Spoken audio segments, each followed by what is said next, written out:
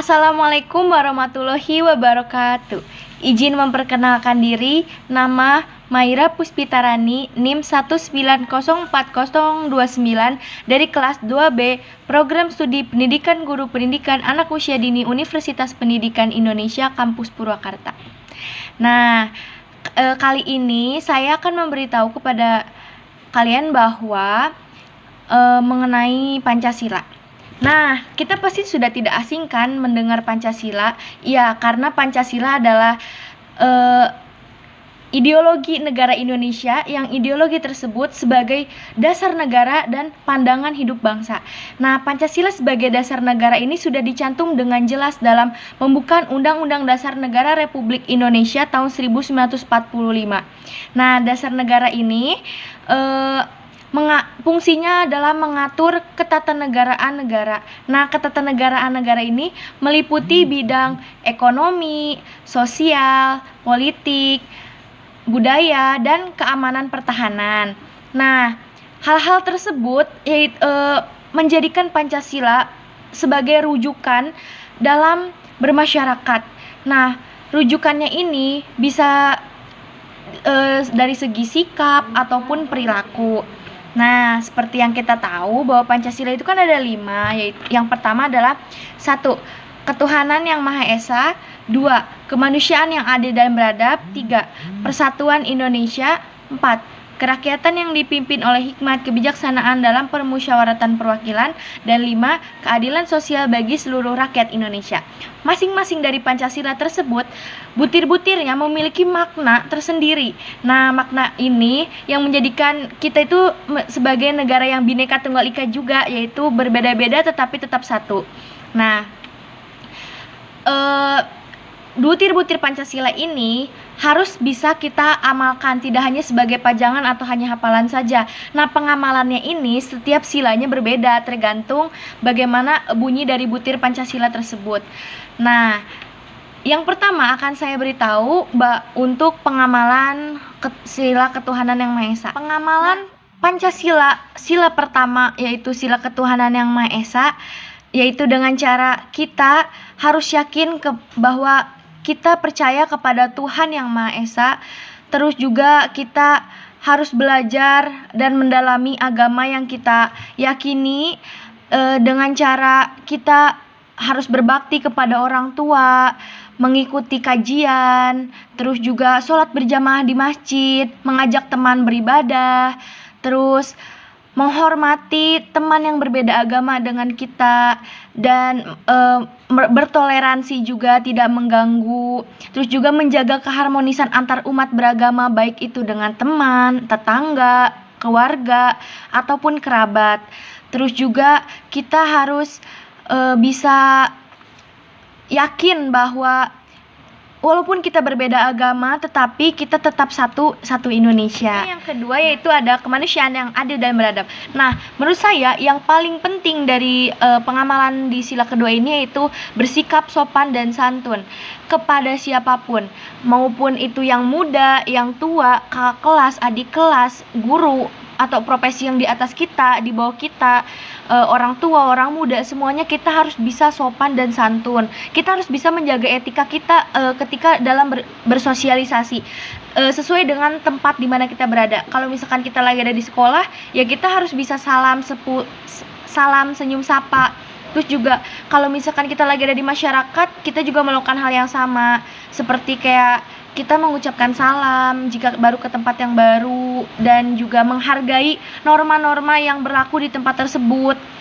Terus kita juga harus bisa adil kepada siapapun, tidak melihat dari mana dia berasal ataupun seperti apa. Pokoknya kita harus bisa sebisa mungkin bersikap adil. Selanjutnya kita tidak boleh semena-mena atau seenaknya kepada para pemimpin kita atau kepada orang lain. Nah, dan di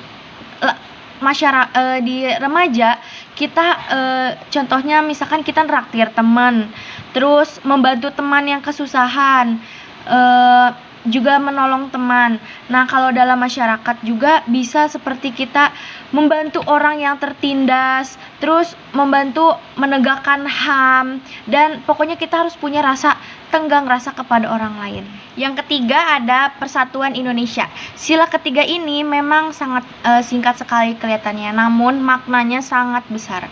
Kenapa? Karena Persatuan Indonesia ini sangat sulit diamalkan dalam kehidupan sehari-hari. Padahal Indonesia itu Bhinneka Tunggal Ika. Maka dari itu kita sebagai warga negara Indonesia yang baik harus memiliki kesadaran diri untuk menyatukan hati dan pikiran kita untuk menyatukan Indonesia. Dengan cara apa? Yaitu kita harus bisa mempunyai sikap bertoleransi, menghargai sesama. Terus juga kita harus bisa menahan amarah dan emosi ketika kita sedang berada di lingkungan sekolah ataupun masyarakat, agar tidak terjadi kegaduhan. Selanjutnya, mementingkan kepentingan bersama di atas kepentingan individu.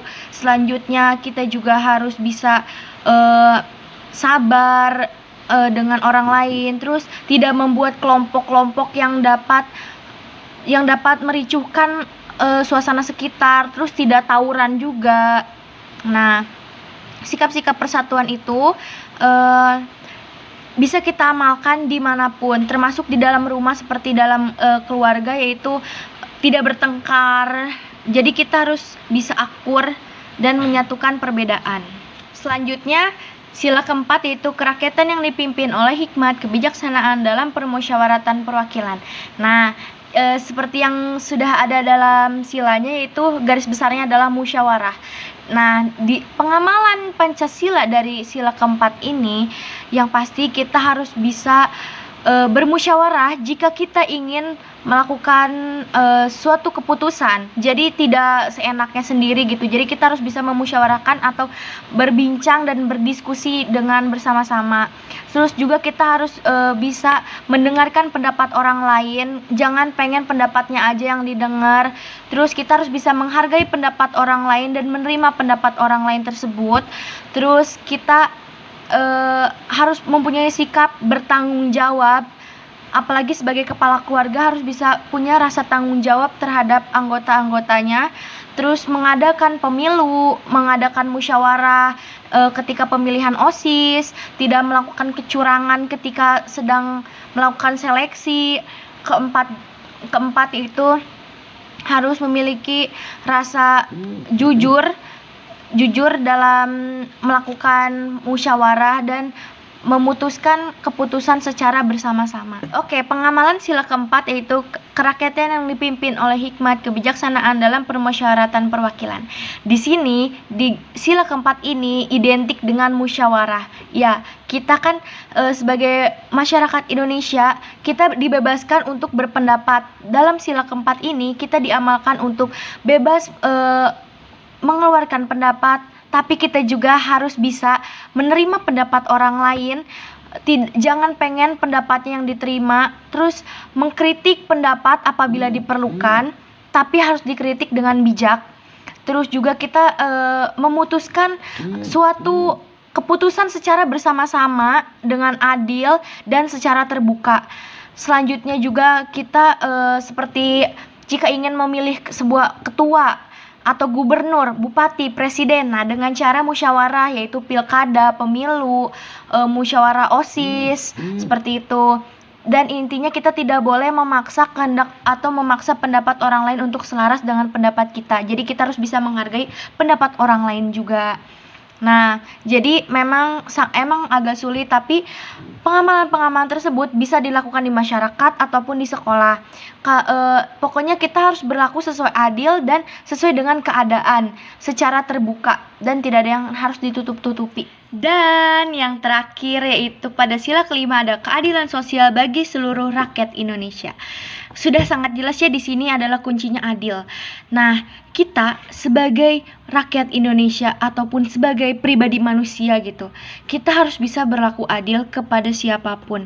Tidak memandang dia siapa, dia berasal dari mana, dia umur berapa, dia pekerjaannya apa. Kita harus bisa sebisa mungkin adil. Terutama untuk para penguasa, para pemimpin, harus bisa mengemban amanah dengan baik dan bersikap adil kepada orang yang di bawahnya.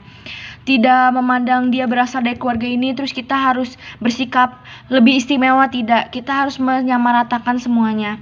Terus juga kita harus bisa menghargai orang lain. Terus kita harus bisa menghargai hak-hak orang lain, tidak mendiskriminasi orang lain, memperlakukan orang lain sama. Terus selanjutnya kita harus bisa hidup sewajarnya saja, terus menghargai hak-hak orang lain. Selanjutnya kita juga harus membayar pajak. Nah, karena pajak ini juga penting bagi negara. Jadi ini menciptakan rasa keadilan kita loh kepada negara, bahwa kita itu menghargai negara untuk melakukan kerjanya. Karena uang tersebut akan dipakai juga untuk kepentingan negara. Selanjutnya, sebagai pemimpin harus bisa pro terhadap rakyat, bukan pro terhadap asing yang dapat menyebabkan kegaduhan di negara itu sendiri. Nah, seperti itu. Jadi, itulah kelima pengamalan Pancasila dalam masyarakat dan remaja. Semoga dengan adanya Pancasila ini kita harus bisa menanamkan dalam diri kita bahwa Pancasila ini akan selalu menjadi pandangan hidup kita dalam bermasyarakat, maupun itu dalam sikap ataupun perbuatan. Kita harus menjaga attitude kita. Kita juga harus menjaga etika kita, karena etika juga penting untuk menciptakan perdamaian antar sesama dan juga menciptakan rasa saling menghargai, menghormati, meneransi dan menciptakan persatuan. Seperti itu. Cukup sekian dari saya. Mohon maaf apabila ada kekurangan. Wabillahi taufiq wal hidayah. Wassalamualaikum warahmatullahi wabarakatuh.